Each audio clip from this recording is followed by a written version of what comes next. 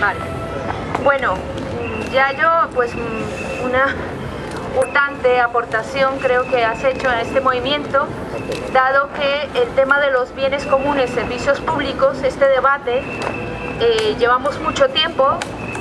De hecho, en interbarrios de economía hay aquí alguno que otro compañero en donde hemos debatido durante meses este tema, en donde tú ya has dado pues algunas pautas a partir de las cuales espero que podamos desatascar algunos de los debates que nosotros estamos teniendo.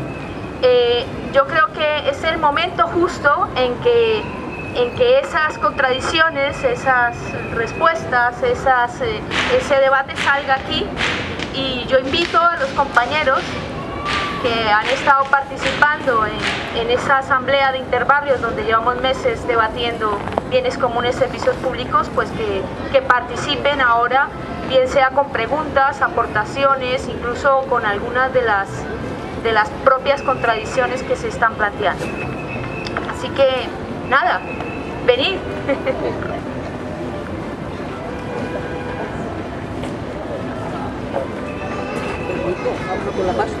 Oye, ¿eres pasta? Hola, pues no sé si voy a poder decir todo lo que me gustaría, porque es que son muchas cosas ¿Tienes tiempo? las que me han surgido con Yayo, ¿no? Pero creo que desgraciadamente la historia nos está poniendo en un punto en el que vamos a tener que decidir, en el que la tradición liberal, que se basa en el gobierno de la ley, la defensa de los derechos humanos y el respeto a la libertad individual, se está contraponiendo con otro modelo que viene desde abajo, que es la tradición democrática, que lo que busca es la igualdad, la identidad entre gobernante y gobernado y la soberanía popular. Y ahí tenemos un problema importante, porque el Estado ha dejado de ser en estos últimos años la posibilidad de una salida revolucionaria, y el mercado desgraciadamente se ha liado con esa estructura para reventarnos a todos la vida. Entonces creo que el tema de los comunes como el concepto donde apoyar quizás un nuevo paradigma de lucha y un nuevo paradigma de sociedad es algo que tenemos que investigar claramente.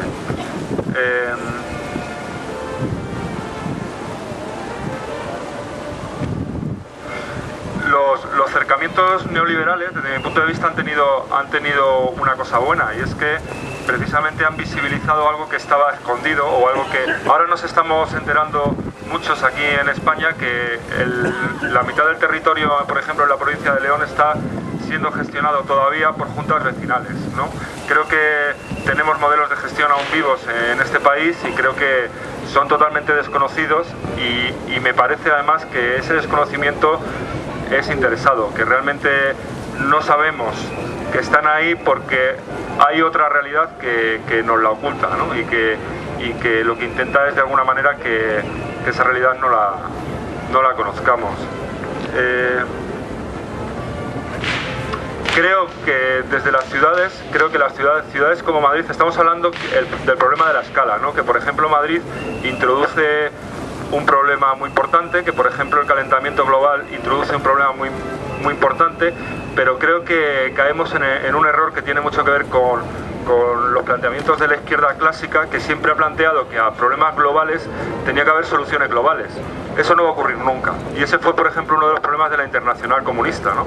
O sea, se quiso hacer la revolución a la vez en el mismo momento, porque se hizo una lectura que si el problema del capital era global, el vuelco tenía que ser global, y no funcionó, porque realmente aunque los problemas son globales, las luchas siempre son locales, y además no siempre coinciden en el tiempo. Es decir, ante un problema como el que estamos viviendo de desmantelamiento de todo lo que es lo común, lo que está surgiendo son resistencias, unas mucho más combativas, otras menos, en distintos sitios del planeta y en tiempos diferidos, y ese es el modelo quizás en el que vamos a tener que funcionar. No me resulta muy difícil pensar en que problemas como el calentamiento global se puedan hacer desde una gobernanza global. Incluso casi que prefiero que eso no ocurra, porque entonces estaríamos muy cerca de un totalitarismo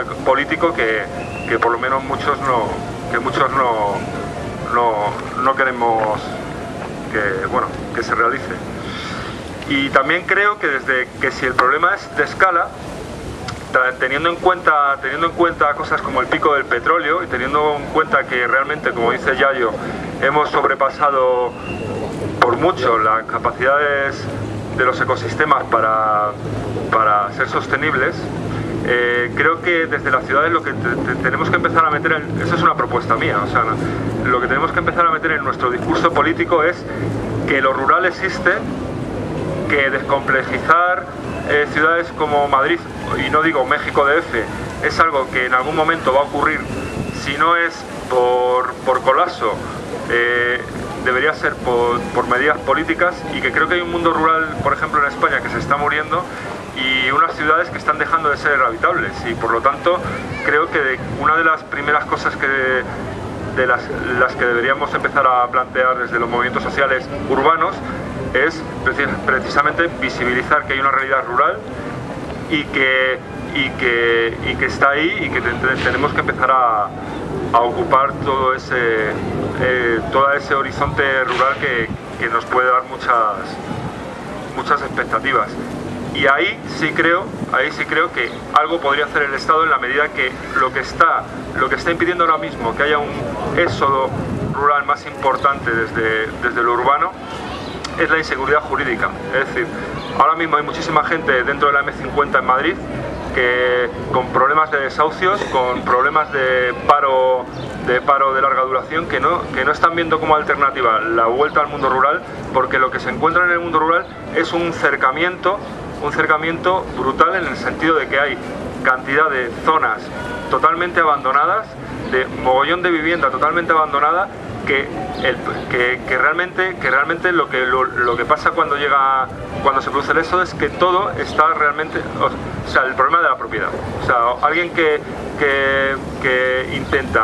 intenta irse sin recursos al mundo rural se encuentra que realmente, aunque parece que aquello es amplio, está cercado. No, los huertos siempre son de alguien,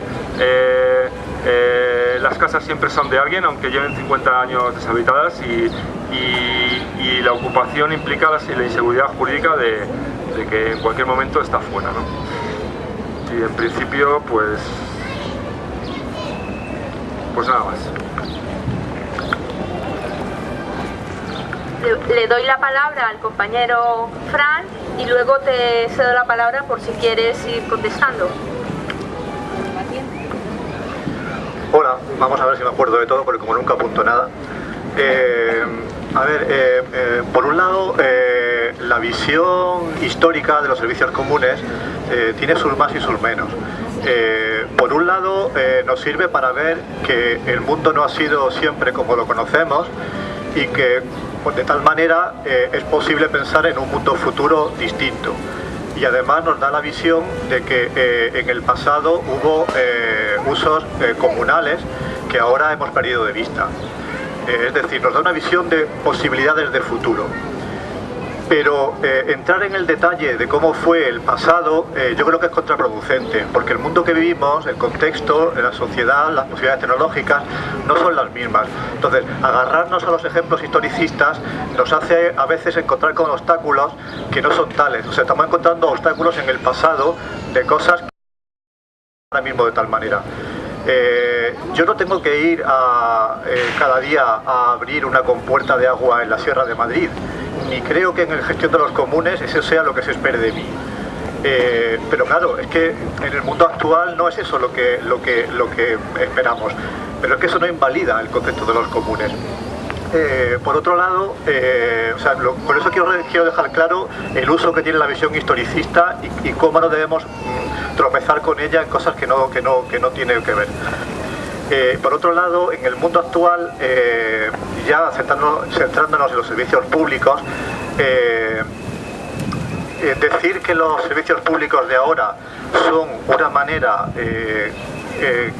fueron una cosa que nacieron para responder a determinados problemas de la gente, pues yo creo que no es así. O sea, es verdad que nacieron para calmar una contestación en la que muchísima gente luchó y dio su vida por cambiar las cosas, y eso obligó a unos poderes a montar una cosa que nos calmara, pero esos poderes se montaron desde el principio con un objetivo, con una visión que satisfacía al poder y que daba unas migajas a los blanquitos de Occidente. Es el objetivo con el que se montó los servicios públicos. Insisto en que por eso no quiero desmerecer a toda la lucha que ha habido por conseguirlos. Entonces, lo que quiero decir con esto es que en la transición de los servicios públicos a unos futuros comunes a nuestra medida es muy grande. O sea, los servicios públicos actualmente no son ni de esencia lo que serían unos posibles comunes generales. Nacen para satisfacer al poder, no cuentan con nosotros para nada, o sea, son unos servicios que nos vienen concedidos, y la propiedad es del Estado. El compañero anterior terminaba su intervención diciendo que el Estado debería hacer algo. No, o sea, deberíamos hacerlo nosotros. El concepto que hay que generar es que los servicios públicos deben estar pensados por nosotros para decidir, o sea, para satisfacer la vida que queremos vivir, como decía Maya hace un par de semanas, y por supuesto que tenemos que ceder la gestión técnica y la asesoría a unos funcionarios, a gente que se turne en la gestión, lo que sea, que respondan a las guías que nosotros marcamos en comunidad. Yo creo que por ahí van los servicios públicos de alto nivel. O sea, los locales, estoy totalmente de acuerdo, pero los servicios públicos comunes de nivel país, nivel internacional, deben ser nuestros o de nadie. Deben cumplir los objetivos, que es lo que ahora mismo no hacen, que nosotros ponemos, no los del capital o de lo que sea, y nosotros tenemos que marcar las directrices y lógicamente ceder los detalles técnicos y la gestión técnica para cumplir esas directrices a gente especializada en el momento en esa tarea.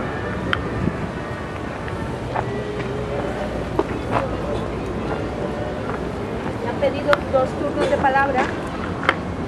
Me han pedido 2 turnos de palabra, Enrique, el compañero, y luego no sé si alguien más quiere también hablar. Pero que hable ya si no quiere hablar. No, después de estos 2 turnos, ven Enrique, después de estos 2 turnos pues le deja, bueno, perdón, sí, no, ven, sí, quedamos en que, sí, ven, no, porque damos esta ronda y luego...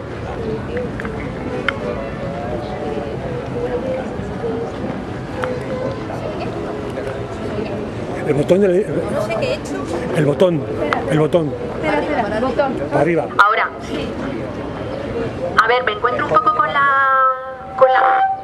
la cosa que tiene que ver con esta postura que yo os decía, que no lo encuentro tan contradictorio, que estoy bastante de acuerdo con las 2 intervenciones, ¿no? O sea, a mí me parece clave que toda esta reivindicación de la política, que se hace más desde lo local y desde la autogestión, de la soberanía popular y del derecho de las personas organizadas en común para decidir sobre nuestra propia vida. Es decir, que al final la política es cómo nos hacemos en común cargo de las cosas comunes, ¿no?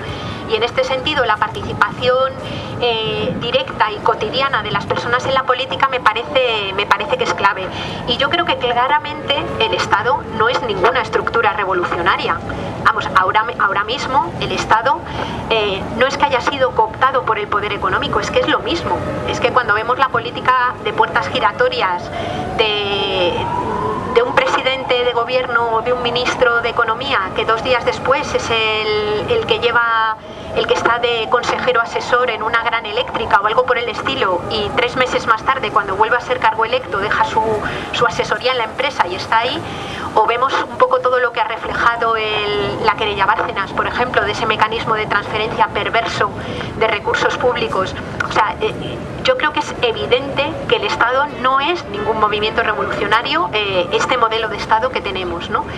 Otra cosa distinta, en mi opinión, es que me parezca que con una base de participación y autogestión local importantísima, tengamos que pensar también instituciones políticas que superan la escala local, aunque yo estoy totalmente de acuerdo contigo que muchas de las luchas más importantes, pero ahora te pondré algún ejemplo, tienen que ver con la participación en el entorno local en el que estamos, pero que necesitamos instituciones públicas y políticas que puedan gestionar también y que nos puedan servir a las personas, digamos, en escalas que son más grandes. En este sentido, yo creo que, por ejemplo, el trabajo de Boaventura Sousa Santos sobre el Estado como movimiento social, o sobre las propuestas que hace de cómo democratizar la democracia, ¿no? Hace algunas propuestas, yo creo que son bastante interesantes, sobre cómo reconfigurar un modelo de Estado que fuera un modelo de Estado al servicio de la gente y controlado por la gente, ¿no? Pero, por ejemplo, os pongo algún ejemplo. Yo he conocido algunas propuestas, conozco bastante bien todo el movimiento de ocupación rural, por ejemplo, en Aragón. Tengo muchos amigos que viven en pueblos, primero fueron cedidos y luego ocupados, ¿no? Y también en Navarra. Hay proyectos que son alucinantes, de autogestión, de gente que se ha ido al medio rural y está poniendo adelante, o sea, está sacando proyectos que son de supervivencia, de subsistencia, pero también proyectos políticos en las zonas en las que están, impresionantes, ¿no? Ahora mismo tienen un problema tremendo, por ejemplo, con todo el asunto de las prospecciones de fracking, porque la decisión de un órgano supralocal, en este caso el Estado, de aprobar prospecciones en sitios que a veces están a 300 kilómetros, ponen totalmente en riesgo la calidad del agua con la que viven y con la que tienen que regar, ¿no? El problema de las prospecciones de petróleo en Canarias, es decir, hay decisiones que se toman en el ámbito que están por encima del local, que hay que frenar como sea, si es que queremos seguir teniendo posibilidades de seguir viviendo en lo local y de construir esa economía relocalizada que, a mi juicio, y sobre todo a causa del problema del colapso ecológico, va a ser sí o sí. Es decir, la humanidad va a vivir con menos energía y menos materiales, quiera o no quiera. Y lo que está en juego es si lo hacemos por la vía de acometer un cambio que coloque el bienestar de la gente en el centro, o si se hace por una vía ecofascista, que es la que tenemos en marcha, ¿no? Entonces, defender realidades que están por encima de lo estrictamente local, donde nosotros nos podemos articular, es también una tarea central. A veces una pequeña moratoria, a mí me llamaba la atención, ¿no? En un trabajo que estaban haciendo unos amigos así sobre metabolismo económico hace poco, uno de ellos, que es una persona más bien de organización política libertaria, ponía de manifiesto la diferencia que a veces se produce en el territorio con una pequeña moratoria en términos de urbanismo o en términos de infraestructuras. La repercusión que eso tiene en la conservación del territorio es brutal. No nos da lo mismo lo que hagan en las instituciones, y por eso, porque al final las actuaciones que hacen no es solamente que incidan en que tengamos más sanidad o menos sanidad, es que arruinan la posibilidad de que podamos tener vida en el futuro si machacan las condiciones que permiten la existencia humana, que entre otras son las de la naturaleza y la de la reproducción social cotidiana, lo que tiene que ver con el cuidado. Entonces no nos da lo mismo lo que se haga en la institución.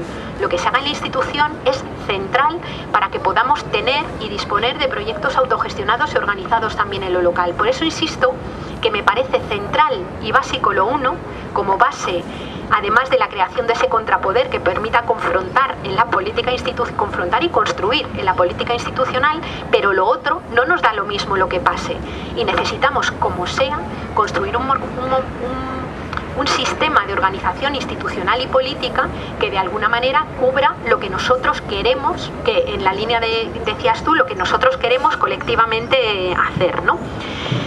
Luego tenemos también el problema, un tema muy interesante es lo que estabas planteando sobre el tema del éxodo rural, la descomplejización.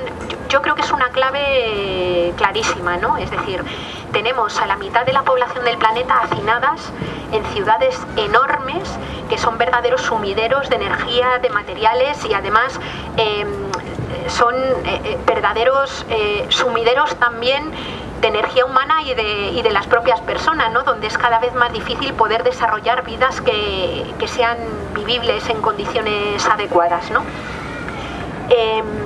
Pero tenemos también un problema grande y es la superación con mucho de la capacidad de carga de los territorios en los que tenemos. Es decir, un éxodo masivo al campo pone también en riesgo el mantenimiento ecológico y la capacidad regeneradora de la tierra. Es decir, que ahí existen también límites del propio medio rural para acoger a todas las personas que pudieran hipotéticamente salir de las ciudades. O sea que tenemos que mirarlo muy bien y por eso hay determinados elementos de planificación que son insoslayables, de planificación controlada democráticamente.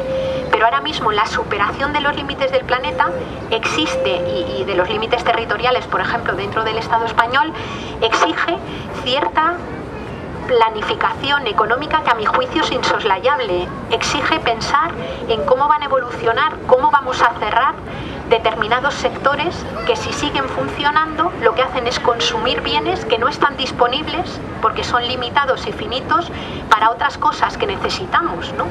O sea, ante el pico del petróleo, por ejemplo, planteamos la transición a las renovables, pero para transitar a las renovables hacen falta una cantidad de minerales y de energía para construir placas y molinos que directamente se están despilfarrando en otros usos ahora mismo, que podría llegar un momento en el que no fuera físicamente posible reconvertir el conjunto del modelo. Y esto obviamente con una disminución en el metabolismo material de la economía, es decir, en el uso de materiales y energías brutal. Quiere decir esto que para mí ese problema no lo podemos, no se puede resolver solo en la esfera estrictamente local y en agrupaciones pequeñas. Hace falta determinados elementos de planificación inevitables que son necesarios para que también pueda existir lo otro, y la clave está en que esos elementos de planificación, a mi juicio, inevitables y necesarios, hay que hacerlos en un marco de Estado que efectivamente no es el que tenemos ahora, y con un sistema de servicios públicos que funcionen de otra forma totalmente distinta. Y decías lo de León, ¿no? O sea, en León efectivamente hemos descubierto que hay una parte de su territorio que está organizado así, pero la huella ecológica de León es exactamente igual que la del resto del Estado español. Es decir, la media de los leoneses utilizan lo equivalente, es decir, si lo utilizaran todo el planeta así, utilizarían entre 3 y 4 planetas.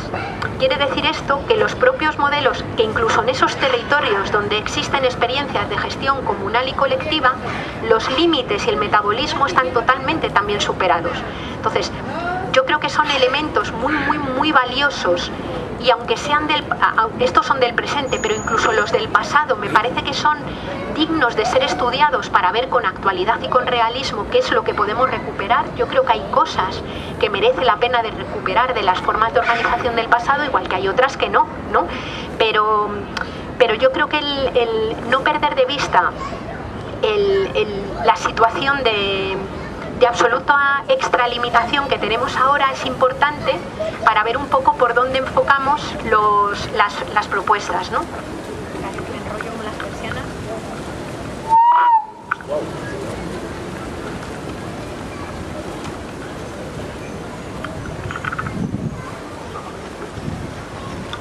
Hola, vamos a ver, yo creo que actualmente la pulsión que está existiendo en lo que es el polo autogestionario, el polo de servicios públicos, que se está dando en todos los movimientos, que está habiendo en todos los, movimientos que incluso ahora mismo quieren conseguir el poder municipal, y es un tema clave, es un tema muy importante, y yo no diría que contradictorio, no, yo estoy más en la línea, bueno, pues de lo que ha dicho Yayo, de que durante un tiempo vamos a tener que convivir con ambos, y la importancia es saber cómo proyectar la democracia en ambos, quiero decir. Entonces ese sería el elemento. El elemento autogestionario empodera a la población, luego es súper interesante y en eso hay que avanzar. Pero ¿a quién empodera? A una parte de la población, que eso es uno de los elementos que ha dicho, y sin embargo tenemos que aspirar a que la democracia, al menos a una gran mayoría de la población, la empodere también, y ese es un elemento que tenemos que tener en cuenta. Por otro lado, cuando hablamos de servicios públicos, lo que no podemos decir es que lo que queremos es los servicios públicos que existen actualmente. Esa sería la clave, o sea, es que hay que cambiar los servicios públicos, y yo creo que en este sentido voy a poner un elemento más de los que ha dicho Yayo. Está el tema de la escala, que sí es muy importante, está el tema de la tecnología, está el tema de la financiación, el tema del dinero también, y luego pondré un ejemplo, y claro, y está el tema de la democracia de todo el conjunto de ciudadanos a los que esos servicios públicos les da el servicio. Quiero decir, esas serían para mí los elementos. ¿Y cómo entonces, digamos, podemos salir de esta contradicción? Y yo creo que es importante, cara, ya digo, a Ganemos, a Podemos, etcétera, todos estos movimientos que quieren captar el poder, pues yo creo que es democratizando todo. O sea, que decir, los movimientos que se empoderan en la autogestión también los puede controlar los ciudadanos, quiero decir, deben ser controlados también por los ciudadanos. Y los servicios públicos que son de titularidad municipal, vamos a decir en este caso, o estatal, en ese caso también tienen que ser controlados y participados por los ciudadanos. Yo creo que la palabra participación, control, rendición de cuentas son los elementos fundamentales que tenemos que integrar en ese discurso que tenemos que hacer. Digo, por ejemplo, yo digo por los ejemplos que se han puesto, no de Yayo, sino de los otros compañeros que han intervenido, cómo se puede la gestión del ciclo integral del agua. Yo pertenezco a la plataforma contra la privatización del canal. Y digo, cómo la gestión integral del agua de la Comunidad de Madrid, cómo se puede hacer de la autogestión. Difícil. Yo digo ahora, en un principio, imposible. ¿Qué hay que hacer? ¿Mantener el modelo del canal de Isabel II que teníamos? No, pues en absoluto. Tenemos que hacer un nuevo modelo de gestión que esté controlado por los ciudadanos. Esa sería la manera de poder hacer esto. Lo mismo hablo de los servicios, digamos, sanitarios. ¿Cómo vamos a tener hospitales oncológicos, por ejemplo, a nivel de autogestión? Yo me acojonaría, sinceramente. No, tendremos que hacer ahí es donde interviene la especialización, la tecnología, etcétera, y por lo tanto tendríamos que controlar a los funcionarios, sí, y además meter una nueva cultura, que esto se ha hablado ya en algunos foros, es decir, el funcionario o el trabajador, que algunos no son funcionarios, son trabajadores laborales como otros cualquiera, deben ser controlados, claro, y deben tener otra cultura de la participación, porque sin esa cultura van a estar reaccionarios, van a estar en reacción. ¿Por qué? Por cosas muy, muy elementales, porque les van a tener que dedicar más tiempo, más complejidad a sus decisiones, etcétera, y todo el mundo huye de eso. O sea, huye, lo más claro es decir, si mando yo, ejecuto yo. No, ahora tienes que estar controlado por el ciudadano y tienes que darles cuentas permanentemente. Ese cambio cultural de lo que es, vamos a llamar las burocracias, o los elementos, que a mí no me gusta mucho, pero los elementos que trabajan, es fundamental, y para eso evidentemente va a tener que haber control ciudadano, controlar a los funcionarios, controlar a la gente que hace la gestión o que hace las determinaciones políticas. Todo eso tenemos que hacer, y hay que profundizar, y si profundizamos en eso, pues veremos que pueden coexistir, porque hay elementos que la autogestión va a ir ganando terreno y otros que se van a tener que hacer con servicios públicos, democráticos, participados, etcétera, etcétera. Yo creo que esa es la solución.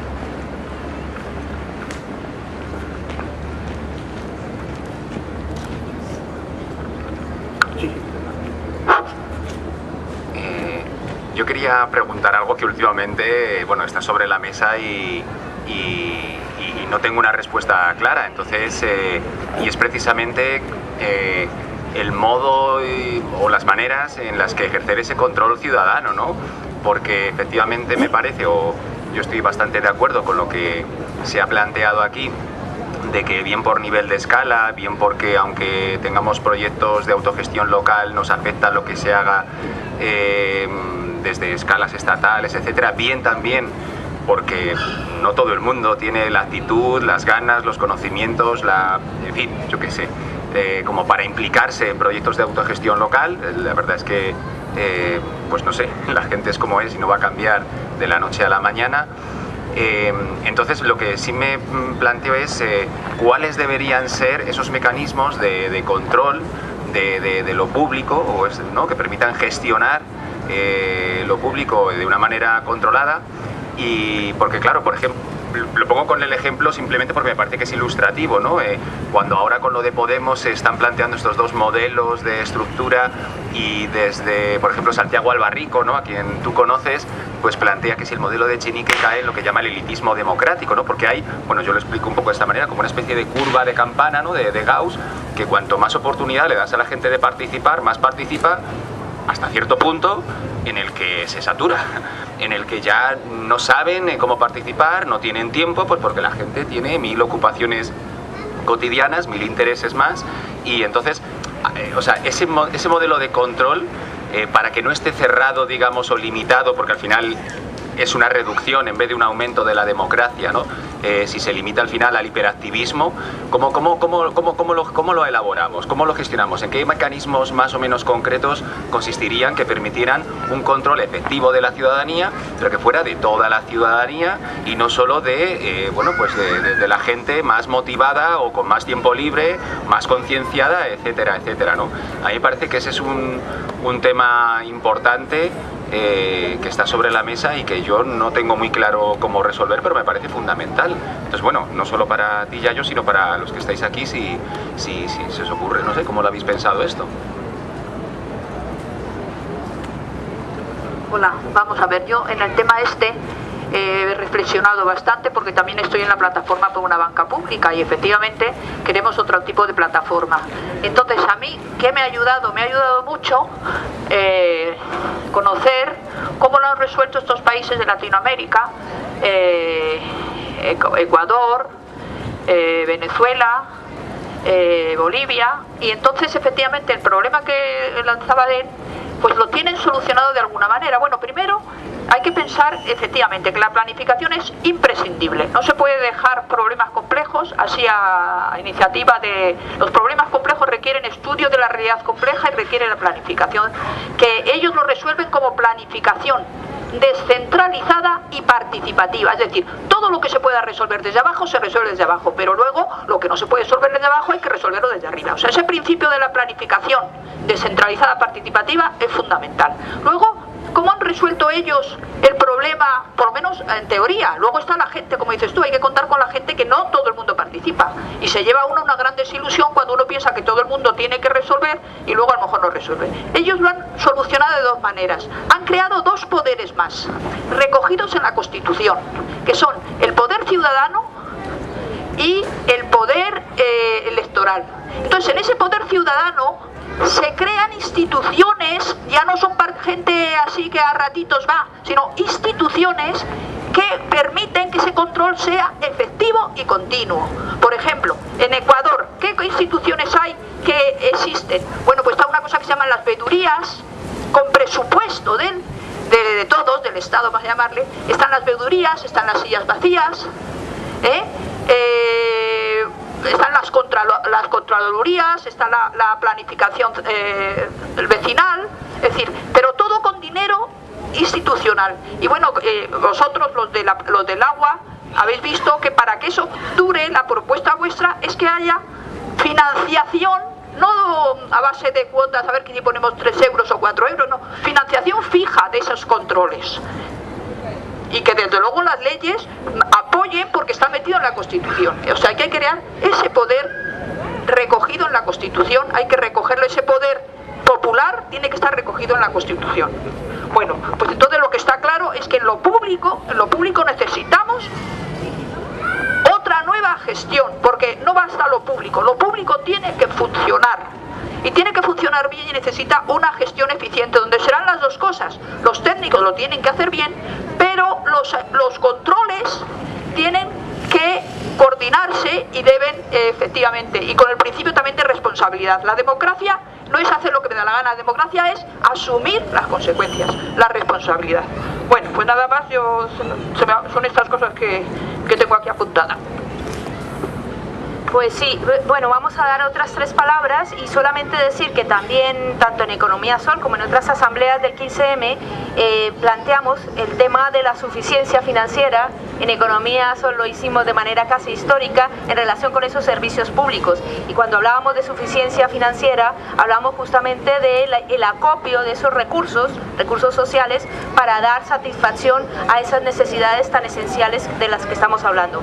Y también decir que con relación a lo que decía el compañero, también el 15M, a través, la primera fue Marea Azul, hizo un referéndum del agua, o sea, una consulta ciudadana. Esos mecanismos de consulta ciudadana, de referéndum, serían, y su diseño a través de esa nueva institucionalidad que se está proponiendo, ese diseño de esa nueva institucionalidad daría lugar a que tuviésemos mecanismos permanentes, estables, de control ciudadano a partir de las consultas y los referéndums que tendrían que hacerse a escala en función de los recursos y de las necesidades y de los problemas a los cuales tuviéramos que hacer frente. Bien, doy la palabra al compañero que me la había pedido, y luego tendría José Manuel y luego nuevamente José Luis.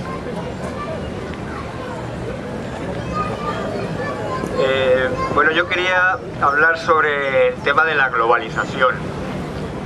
Actualmente, claro, cuando hablamos de la globalización, pues lo pensamos siempre de una forma negativa. Siempre pensamos pues en multinacionales que mandan las leyes a los gobiernos, en capitales que se mueven libremente sin ningún control, etc.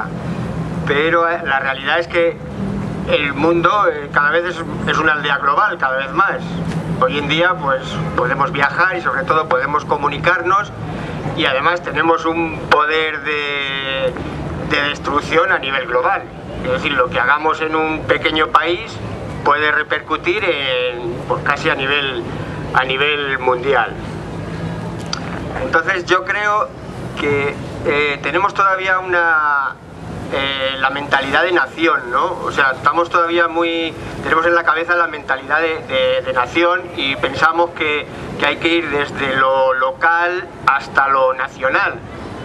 Y yo pienso que los países, pues se llame España o podría llamarse Cataluña, da lo mismo, se han formado en base a fronteras que siempre tienen que tener un ejército que las defienda. En cuanto no hay un ejército, las fronteras pues rápidamente son absorbidas por otro, pero siempre en base a países o naciones.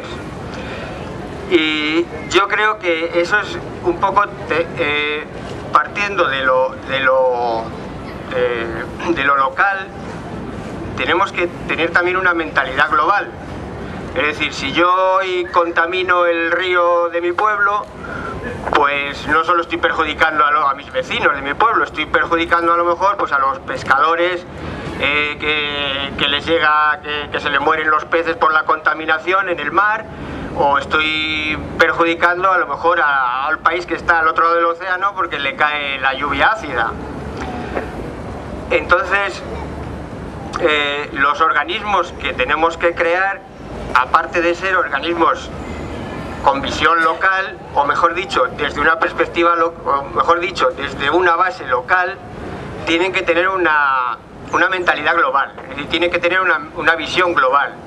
Por supuesto que tienen que ser organismos democráticos y organismos al servicio de la gente, pero siempre pensando en una visión ya muy por encima de las naciones. Yo creo que las fronteras hay que empezar a abolirlas mentalmente y luego ya físicamente, si se puede, y pues desde los organismos locales tenemos que crear organismos a nivel global que controlen, es decir, que desde lo pequeño controlemos, pero siempre con una visión más allá, más global.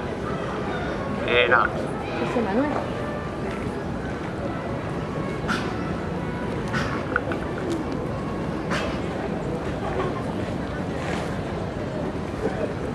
Hola, hola.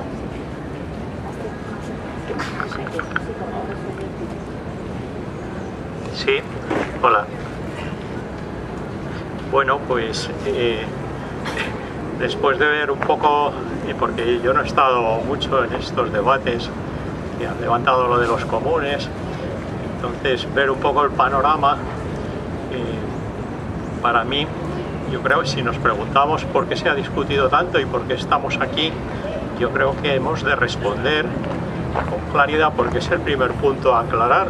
Es porque allá por el año 92 el grupo vinculado a la revista The Ecologist en inglés pues decidió proponer como término que sintetizara las protestas y unificador como especie de comodín el tema de los comunes.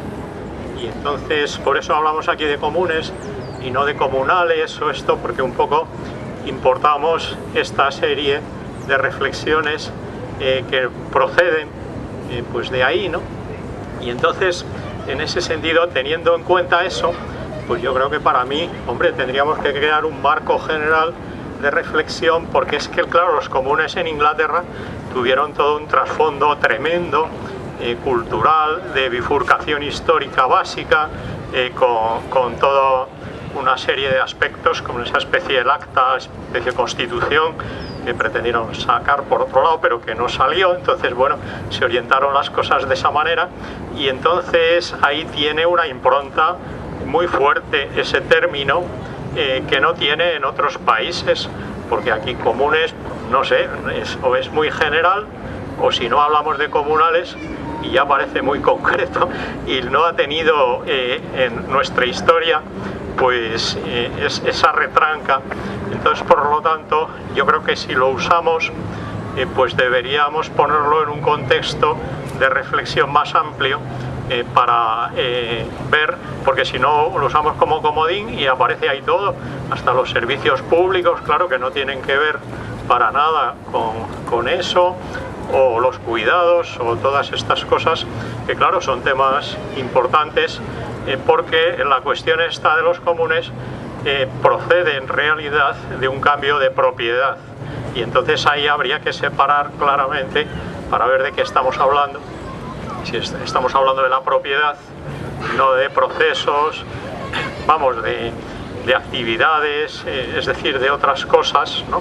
Entonces, por lo tanto, yo lo que sugiero, en primer lugar, es que habría que insertarlo en una reflexión de largo recorrido de cómo la propiedad se ha ido simplificando con el advenimiento del capitalismo y el proceso colonial, porque antes había unas formas muy complejas, claro, de apropiación, uso, etcétera, del territorio en general y de todos los recursos, etcétera. Entonces ahí ya con el comercio colonial, con todo esto de la colonización, pues claro, se empezaron a apropiar directamente de cosas, porque iban a sitios y decían, bueno, pero esto parece que no es de nadie, y para nada, sí que era de alguien, pero es que no veían que había otras formas de propiedad distintas que la propiedad, esa que hoy día se llama burguesa, del derecho al uso y abuso de la cosa poseída, sino que se solapaban instituciones complejas que no eran para nada reconocidas. Bien, pues todo esto se ha ido simplificando, y en este país existían esas instituciones complejas también, porque todo procede, pues igual en Inglaterra, antes de que triunfara y todo este movimiento y se liquidara el tema de los comunes, pues entonces ya se simplificó. ¿Y cómo se simplifica? Pues predominando esa propiedad, ese único modelo de propiedad, que es el derecho a uso o abuso de la cosa poseída, ¿no? Entonces, bueno, ahí en esa evolución, pues lo que hay que tener claro es que eso fue unido con la idea ya también unificada de sistema económico y idea unificada de riqueza, porque antes no había ninguna idea unificada de riqueza. Lo principal riqueza eran las tierras con todos sus recursos y ya lo que se llaman los bienes raíces, etcétera. Entonces ya luego el dinero, esas cosas eran peccata minuta. lo importante eran las otras cosas y sobre ellas pues había toda una serie de derechos de uso, etcétera, pues el uso del vuelo, del suelo, de todas estas cosas que existen pues mismo aquí en nuestra historia, de usos compartidos, etcétera, de usos comunales, de adscripción, pues después esas figuras comunales, de propios, etcétera, que eran inalienables los bienes, entonces, etcétera. Entonces, en esa complejidad, pues fue triunfando esa idea unificada de riqueza con el predominio ya de lo mobiliario y en particular del dinero, porque todo eso, hasta la propia tierra, ya se piensa que se puede vender, comprar, y entonces se traduce también en dinero, y entonces ahí, por lo tanto, triunfa una idea unificada de riqueza, y lo necesario es que haya una idea unificada de propiedad también, que es esa propiedad exclusiva y del derecho al uso y abuso y todo eso. Y bueno, pues por ahí es donde han ido evolucionando las cosas, y el primer paso, claro, es convertir los bienes vecinales, comunales, todo esto, en bienes de propios, que ya son precisamente el derecho exclusivo, claro, de una entidad, que puede ser el ayuntamiento, y ahí puede venderlos, puede hacer lo que sea, o pasa, claro, a ser propiedad en general del Estado, con esa misma figura de, por lo tanto, de propiedad. Entonces yo creo que lo que deberíamos estar discutiendo con los comunes es volver a revisar la teoría actual de la propiedad, que es lo que yo he insistido bueno, y he escrito, bueno, mismo en este libro que está releyendo, porque voy a hacer ya la segunda edición, pues aquí reivindico la necesidad de una nueva teoría de la propiedad, porque la actual pues está por completo obsoleta, es una creación, vamos, del 17, 18, entonces precisamente apoyada pues en la propiedad frente al antiguo régimen, y apoyado en el trabajo, porque se supone que es fruto del trabajo, y hoy día para nada el grueso de la propiedad ni es fruto del trabajo de quienes lo poseen, y entonces ni tiene que ver con el uso ni con nada. El grueso de la propiedad hoy día son activos financieros, y entonces ¿qué dicen los comunes de los activos financieros? ¡Hala! Pues si no decimos nada, aviados estamos, ¿no? Entonces tendremos que revisar qué hay dentro de ese patrimonio, entonces para dentro de lo que hay, que es tan variopinto, pues habrá que darle tratamientos diferenciados. Lo que no tiene sentido es decir que todo eso es sagrado, no se puede tocar, que es un poco la historia, ¿no?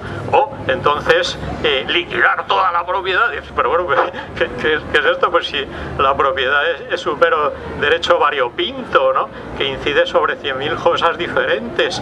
Entonces, ¿cómo vas a abolir todo eso? Tampoco tiene sentido. Más bien lo que hay es que revisarlo, y entonces precisamente la propiedad, como existe hoy día con los activos financieros en general, pues sin deber alguno, pues en realidad es un privilegio, y entonces estamos manteniendo sagrados los privilegios que existen y a los privilegiados de esta sociedad, ¿no? Entonces, en ese sentido, habría que revisar, en primer lugar, la teoría de la propiedad, y entonces usar la reflexión sobre los comunes, sobre esas figuras complejas que antes existían, donde tiene que haber un sujeto, como decía Yayo, claro, que es pues una colectividad, un colectivo, que entonces que dé uso a eso común, etcétera, y entonces rija unas leyes, lo gestione, etcétera. Entonces ahí yo creo pues que es donde puede haber todo ese margen, porque bueno, yo por otra parte también creo que mientras estamos discutiendo esto y los comunes, no sé qué, pues resulta que están diariamente tomando decisiones sobre lo público, pues qué sé yo, quién sabe lo que está haciendo ahora el Banco Malo, con todo nuestro dinero, pues comprando o vendiendo cosas tal, en una opacidad absoluta. Quiero decir que yo creo que como movimientos sociales deberíamos tratar de exigir pues un poco de transparencia en esas cosas, y entonces, o igual pues el tema de movimientos, redes sociales, pues se intenta hacer, pues qué sé yo, monedas sociales, no sé qué, pero bueno, y las cajas de ahorro, ¿y qué se van a hacer con todas las sucursales? ¿Se van a vender al primer ahí a una entidad, tal, cuando eran los últimos restos de lo público en el sistema financiero? Joder, pues yo creo que es que todo esto son cuestiones importantes del día a día. Entonces yo creo que la reflexión, por una parte, de largo, vamos, recorrido y a fondo para contextualizar las cosas, pero otra sin de ver pues lo inmediato, porque es que nos están toreando día a día y entonces aquí estamos entretenidos tomando el sol en el Retiro, que es muy agradable, pero debíamos también pues preocuparnos y bueno, de hecho hay denuncias, el tema es que no se da abasto, pero vamos, tampoco dejar de ver pues eso tan súper concreto de qué se está haciendo con la propiedad de lo público sobre todo y con todas estas cosas. No más, pues.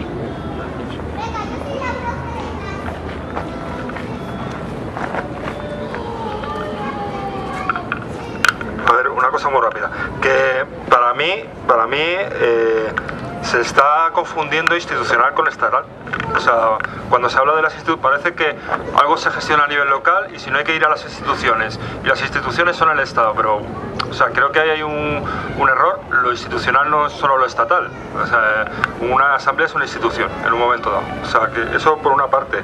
Luego, también creo que se está cometiendo el error de pensar que la complejidad solamente lo puede resolver la institución del Estado. Es decir, tenemos problemas locales y por lo tanto la única manera de resolver esos problemas locales cuando son supralocales no es de otra forma, sino llevándola a una entidad que está por encima y que aparentemente es la que resuelve las cosas cuando se ponen chungas. Yo creo que ahí un poco damos un salto antidemocrático, por decirlo de alguna manera. Es decir, si estamos en la democracia de base y la democracia de base no está dando los frutos necesarios porque el problema trasciende, pues habrá que apostar por más democracia de base. Es decir, habrá que ir a federaciones o a mancomunidad o a mancomunarse con la gente que haya que mancomunarse y resolver los problemas ahí, ¿vale? Luego, creo que hay que salir de la dicotomía de público y privado para irnos a una dicotomía que a mí me parece mucho más interesante, privado-común. O sea, entendiendo por privado también lo privado estatal. Es decir, que yo creo que estamos cayendo en el error de esa dicotomía y creo que somos presos muchas veces en las luchas de esa concepción. Y voy a poner un ejemplo, el tema de la marea blanca, que además estamos debatiendo en Interbarrios.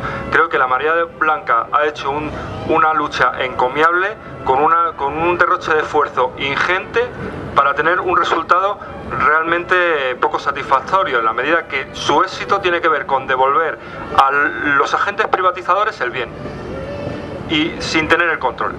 Y eso me parece absurdo. O sea, me parece que ahí las luchas se han equivocado. Creo que la marea blanca en este momento podría postularse perfectamente toda esa organización que tiene interna como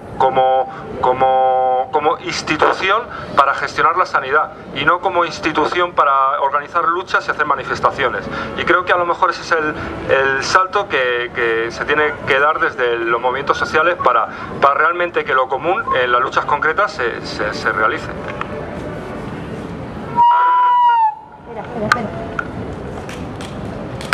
Bueno, vamos a dar nuevamente la palabra a Yayo. Solamente recordar que una vez en la plaza en la Puerta del Sol, en una de las asambleas que tuvimos también sobre este tema, ya decíamos que como en el horizonte de la lucha por la defensa de los servicios públicos está la recuperación de los bienes comunes.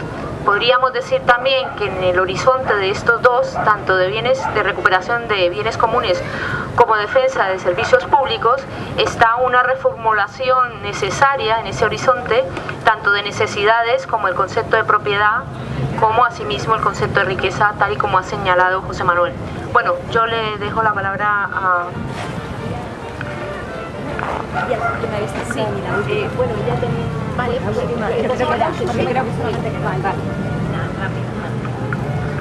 A ver, sí. Nada, yo un poco lo que quería plantear era un poco al hilo de también la última charla que hubo la otra semana, porque claro, todo esto de gestionar lo público y tal, ¿no? A mí personalmente el venir estas cosas y tal, incluso con mi vida, ¿no? Que no tengo así muchas cargas familiares, me supone organizarme y tal, ¿no? Pero si nos ponemos a observar, generalmente el tipo de gente que viene a estas cosas es generalmente gente que no tiene cargas familiares, o si tiene peques pues ya son mayorcitos y tal, ¿no? Entonces, pues si no gestionamos, pero súper bien todo el tema de los cuidados, socializamos más los cuidados, porque ya no se trata solamente de peques que los tenemos segregados, porque mira todos los que hay aquí, ¿no? O sea, no se juntan con nosotros, o nosotros no queremos juntarnos con ellos, sino también pues las personas con dependencias. Entonces, si todo eso no lo tenemos resuelto, hay mucha gente que decimos, es que la gente no participa, es que gente participa en sobrevivir, y que sobrevivan los que le estén alrededor. Entonces yo creo que es fundamental, ¿no? Porque si no, vamos, 4 que tenemos nuestra vida mirada desde los mundos de yuppie, de no tengo niños alrededor, ni ninguna persona con demencia, ni nada, y entonces si no resolvemos eso, no participa todo el mundo tampoco.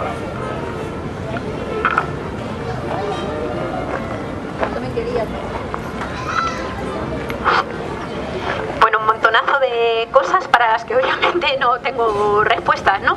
Pero por seguir compartiendo algunas de las cosas que se han planteado. Bueno, yo comparto totalmente el análisis que ha hecho José Manuel sobre el asunto de la propiedad. Yo creo que es un debate absolutamente central y complejo, que además, si va asociado con la noción de riqueza, nos lleva a darle una vuelta y a reflexionar y cuestionar también algunas cosas que hemos interiorizado, ¿no? Cuando hablamos de reparto de la riqueza, hay cosas que con un concepto complejo de riqueza obviamente no se pueden repartir. Tendremos que usarlas si son bienes normalmente generalizables, pero no podemos pensar en repartir una fuente de agua, un manantial, una serie de historias. Lo que tenemos que ver es cómo usarlo colectivamente. Y esto me lleva a plantear una cosa también que a mí me parece central porque tiene que ser debatida y acordada colectivamente y ver cómo lo hacemos, ¿no? Si nos planteamos que estamos en un sistema con recursos finitos, en un planeta parcialmente degradado, en un modelo en el cual hemos superado con mucho las capacidades de nuestros propios territorios, y pensamos en sociedades donde todas las personas tengan acceso a los mínimos para estar vivas, obviamente esta distribución o este acceso a la riqueza tiene que tener una dimensión normativa. A mí me lo parece. Quiero decir que la forma de asegurarnos que la gente acceda a lo mínimo necesario implica tener también alguna consideración normativa acordada democrática y colectivamente de cómo vamos a hacer para que unos cuantos no extralimiten su capacidad de poseer o de destruir recursos, esa ley de uso y abuso que impide, entre otras cosas, que gente acceda a los mínimos, ¿no? Y a mí me parece que ese es un debate central. Luego algunas de las cosas que se han ido planteando, ¿no? Yo creo que en el tema de los comunes, cuando hablaba y yo defiendo que las formas de gestión de los comunes y darle una vuelta en esa línea es súper necesario y además absolutamente deseable en el plano local como creación de contrapoder y de gestión de elementos y servicios de la vida cotidiana. Yo creo que hay un elemento en el que no se nos puede ir la pinza, ¿no? Y es que hay recursos que no los tenemos, que hemos perdido el control sobre ellos. Y la recuperación del control sobre esos recursos es central. Es decir, hoy quien tiene la información de cuáles son las fuentes energéticas que quedan, en buena medida son las empresas energéticas. Entonces, podemos hablar de pobreza energética y de reparto de la riqueza, pero el control de esos recursos lo tienen ellos. Por eso hay determinados elementos de socialización, elementos básicos que son centrales. Y ojo, socializar no es lo mismo que nacionalizar. Es decir, conferir la propiedad estatal a los recursos públicos no nos garantiza para nada que sean socializados, porque está todo lo que ha comentado José Manuel, que el Estado puede manejar un concepto de propiedad y lo maneja absolutamente igual que el de la propiedad pública. Cospedal, por ejemplo, planteaba vender los montes comunales. En Grecia se han planteado vender islas para poder sostener el tema de la deuda. Es decir, que eso nos lleva a una reflexión ahí importante, pero socializarlo es básico para poder decir que lo vamos a gestionar. Si no lo tenemos, ¿qué vamos a gestionar? en este proceso, por ejemplo, de acaparamiento de tierras que se está dando en África, en determinados lugares de América Latina, por partes de empresas multinacionales, nos podemos hinchar a hablar de gestionar el recurso, pero que el recurso no lo tenemos, o sea que ahí también hay algunas luchas que yo creo que es interesante que pongamos el foco en ellas, ¿no? Luego ha salido en varias intervenciones y a mí es un tema que me preocupa también, todo ese tema, en la última, por ejemplo, salía de los tiempos para la participación, cómo hacer, qué modelo de control. Yo no tengo ninguna solución, tengo intuiciones, pero creo que es un debate absolutamente central. Y una cosa en la que voy pensando cada vez más es que hay un elemento en la participación y control, no digo que, o sea, digo, una parte de la gente que participe en órganos de participación y control, yo creo que tendría que ser incluso por sorteo. Es decir, yo creo que los fenómenos de insaculación que se han puesto en práctica en algunos sitios son necesarios, porque de alguna manera toda la gente, si tenemos derechos, también tenemos obligaciones. Y el participar en la vida política, dejando de alguna manera, es decir, haciéndolo compatible con la esfera del trabajo mercantil, haciéndolo compatible con la esfera del trabajo de reproducción social cotidiana y de cuidados, es decir, observando una organización de los tiempos que permita hacerlo, yo creo que es central. Primero porque es una escuela de formación democrática y segundo porque también es ayudar a que aquellas personas que tienen cierta tendencia, muchas personas, porque, joder, cuando participas en colectivos y en asambleas te das cuenta de lo frágil que es la democracia, de la cantidad de horas que lleva la deliberación, de los delicados que son los consensos, y ese elemento hace que si solamente participamos ahí la gente que tengamos una cierta predisposición, creemos esas élites democráticas o tengamos que pensar en que son ciudadanas heroicas las que renuncien a un montón de espacios de la vida, las únicas que participen en eso. Yo por eso creo que los órganos de participación ciudadana con capacidad decisoria, consultiva y tal, el tema del sorteo tiene que ser también un tema necesario, ¿no? Luego, existir. Porque cuando no existe, lo que pasa es que el Estado o la política institucional se desparrama. Es decir, que es muy deseable que exista.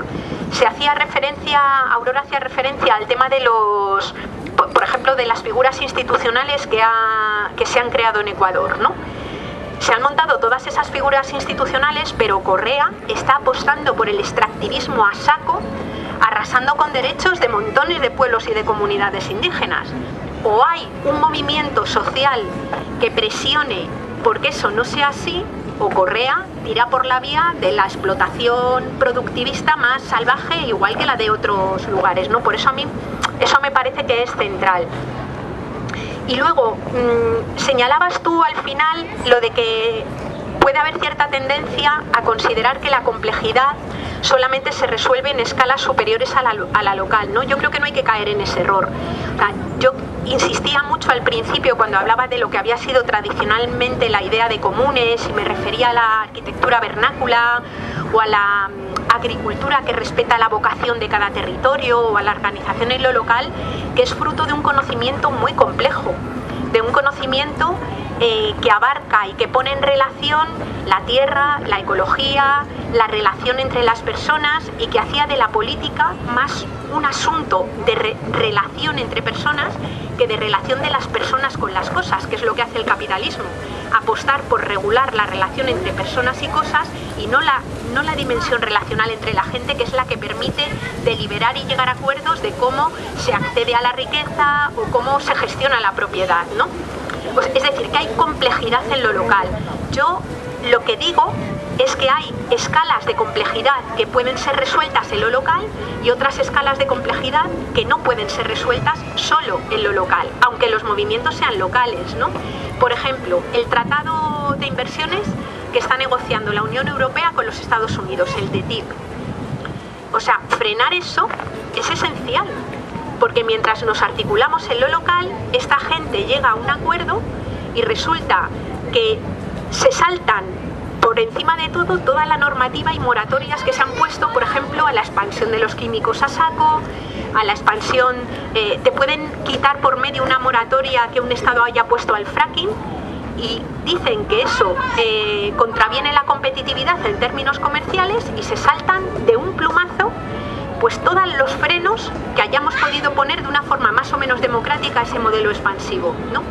O sea, frenar eso es central, porque si no lo frenamos, por mucho que construyamos, o sea, no vamos a tener tierra para pisar ni recursos de los que tirar para poder construir en lo local. Es un poco el asunto, ¿no? Y bueno, habría mil cosas más de las que habéis dicho que yo creo que son interesantísimas, y cada una de ellas abre debates a saco, pero por no enrollarme más.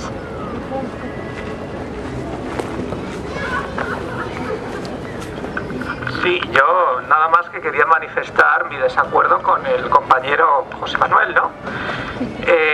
Me parece que, como ha dicho la compañera, hay asuntos como el TIP, en fin, determinadas potencias que se encuentran en declive, determinados gobiernos, determinadas instituciones, que me parece una idea idealista y en el mal sentido, porque el idealismo es no basarse en cosas que materialmente se pueden hacer. Y a mí me parece una idea, la del compañero, completamente idealista. No, es que las instituciones pueden ir por libre y pueden hacer las cosas por libre. Bueno, primero, aquí hay una gran potencia, ¿no?, que se llama Estados Unidos, que lo que hace es, es arrasar con todo lo demás para que prevalezcan sus intereses, como ha dicho la compañera al final del discurso con el TIP. Y para eso es esencial que haya un poder global, lo siento mucho, porque si no, no vamos a parar porque ellos además, ese discurso que tú utilizas les sirve a ellos, porque ellos van contra los fundamentalistas árabes, cuando no nos dicen la verdad de lo que hay detrás del fundamentalismo, porque no les interesa decirlo, no les interesa que hay una burguesía solapada ahí, árabe, que lo que quiere es administrar sus recursos. Eso no les interesa decirlo a ellos, por eso son terroristas y son malísimos, ¿no? Entonces, claro, los Estados Unidos hacen ese discurso, ¿no?, que es muy peligroso. Y a mí me parece que para luchar contra las injusticias que origina el capitalismo tenemos que pensar de manera global.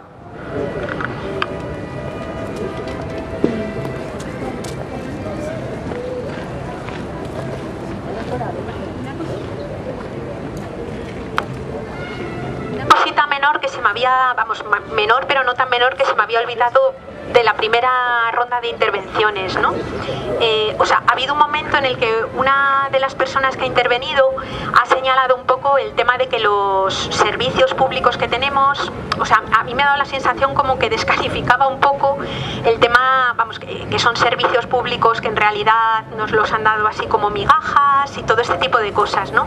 Yo, partiendo de una visión absolutamente crítica y de la necesidad de repensarlos, sí que me parece que tenemos que intentar no tirar el niño con el agua, es decir, no tirarla con el agua sucia, ¿no? Y era simplemente un poco comentar algunos, y esto se centra más en el plano de la pura experiencia personal, ¿no? Yo tengo 49 años y mi padre se murió cuando yo tenía 14 y se puso enfermo cuando tenía 11, con una enfermedad terminal, ¿no? Estuvo 4 años agonizando en casa, básicamente consumiéndose cada vez más. Somos 5 hermanos, yo era la mayor entonces. Cuando murió mi padre yo tenía 14.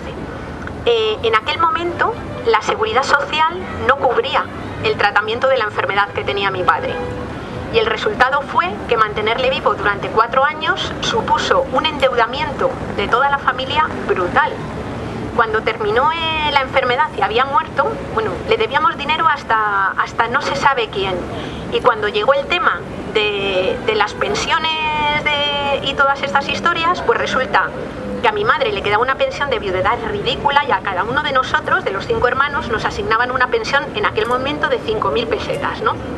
Yo me pasé toda la adolescencia con cortes de luz, con cortes de agua, con problemas de llegar a fin de mes acuciantes, y esto es una situación que vive hoy montones de gente.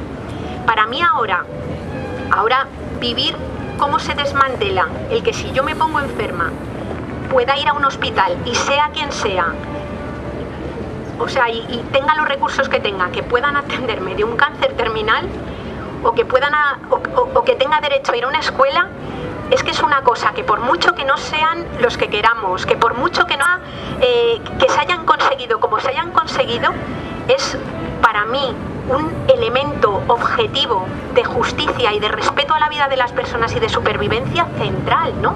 Entonces tenemos que pensar un poco en cómo reconvertirlos de la forma que los queramos, pero joder, es que el tema de que la gente pueda tener una pensión de jubilación, que es una cosa que no nos la ha regalado nadie, que es fruto de las luchas obreras de un montón de tiempo, que es fruto de haber llevado también a la política global iniciativas que en aquel momento fueron gestionadas al modo de los bienes comunes, como fueron las mutuas, como fueron las cajas de resistencia. Lo tendremos de alguna manera que mejorar, tendremos que además, tendrán que estar controladas políticamente y democráticamente, pero eso a mí me parece que es que no lo podemos despreciar así como así, y no digo que nadie lo haya hecho, pero sí quería un poco, es decir, que hay mucha gente aquí que ya empieza a no tener eso, es decir, empezando por las personas migrantes, a las que no se les reconoce ningún derecho a nada, o lo que tiene que ver con el cuidado de la gente y de la dependencia. O sea, lo que está siendo ahora mismo la atención a personas dependientes en muchos hogares es un drama brutal para montones de mujeres, mayoritariamente, que son las que se ocupan en él, ¿no? De ello. Bueno, esta vez voy a intervenir yo también, a propósito de lo que acaba de decir Yayo. Decir, por ejemplo... No, espera, ya, luego te lo... Sí. Bueno, pues... No, es que creía que... No, que creía que te habías confundido de nombre, porque yo no había dicho nada.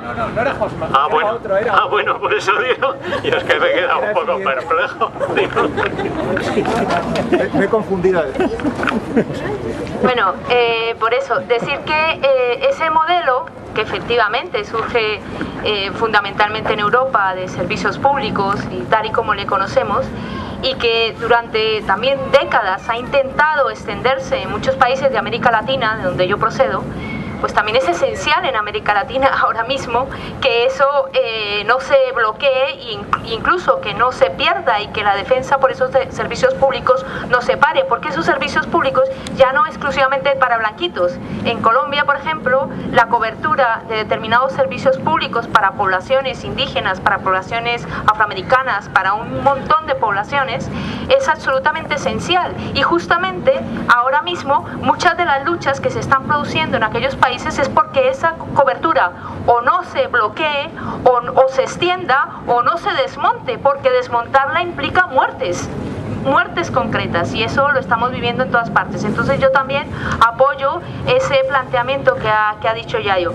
Ahora, con relación a otra propuesta que hacías, que además surge muy a propósito en este momento, cuando estamos planteando instituciones justamente de control, de cómo se articula ese control, de nueva institucionalidad, y olvidémonos de a qué le llamamos institucionalidad estatal o no, nuevas instituciones, o sea, nuevos lugares o nuevos ámbitos de gestión con carácter normativo, o sea, que sepamos dónde empieza, dónde termina, quién lo hace y cómo lo hace. Y efectivamente, en esos ámbitos de gestión, que no solamente deben de ser, y ahí es, digamos, la apuesta que yo hago, no solamente esos ámbitos que nos han reservado para la participación, o sea, no solamente aquellos ámbitos, por ejemplo, en la gestión de empresas públicas, o por ejemplo, en la gestión de determinadas escuelas, colegios, hospitales y tal, y que te dicen, bueno, este es el ámbito para la participación y hasta aquí usted puede llevar, que normalmente ni siquiera son vinculantes las decisiones que se toman en esos ámbitos de participación.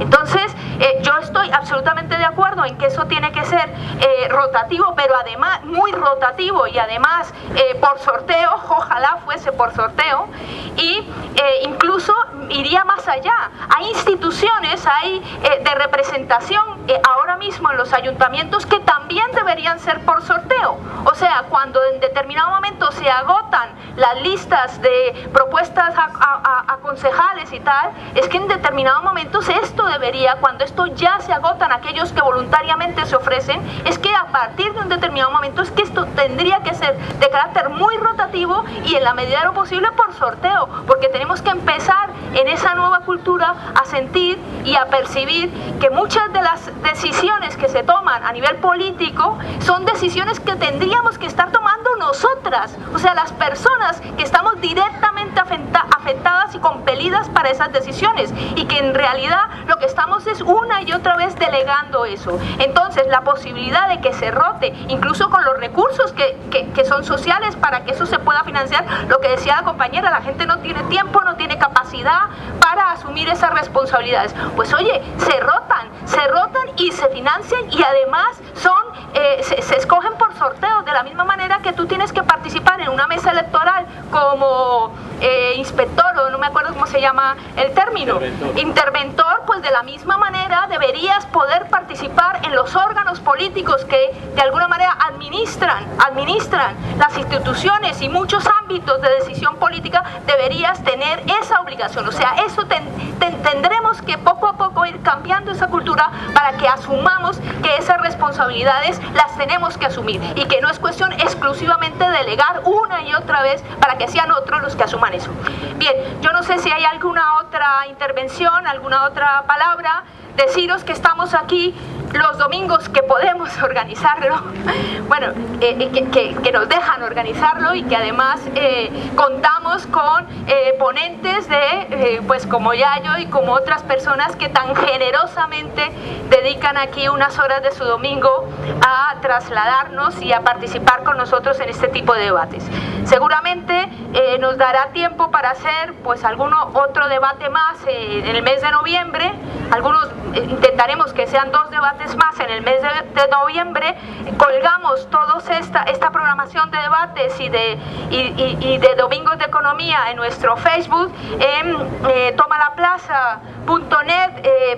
Veréis ahí, o simplemente entrando en cualquier buscador, Economía Sol, Domingos de Economía, ahí estará publicado exactamente cuáles son las charlas que damos, las que hemos estado colgando a lo largo de casi 3 años de constante digamos, organización de este tipo de debates, y que están allí en los vídeos. Tenéis también acceso a todos los vídeos de todas las charlas que se han venido dando, y os seguiremos invitando a través de redes en las que seguiremos publicando la convocatoria de estas charlas. Y no sé, muchísimas gracias por dedicar, ya digo, estas horas a debatir con nosotros sobre este tema que consideramos tan esencial para todos nosotras. ¿Está?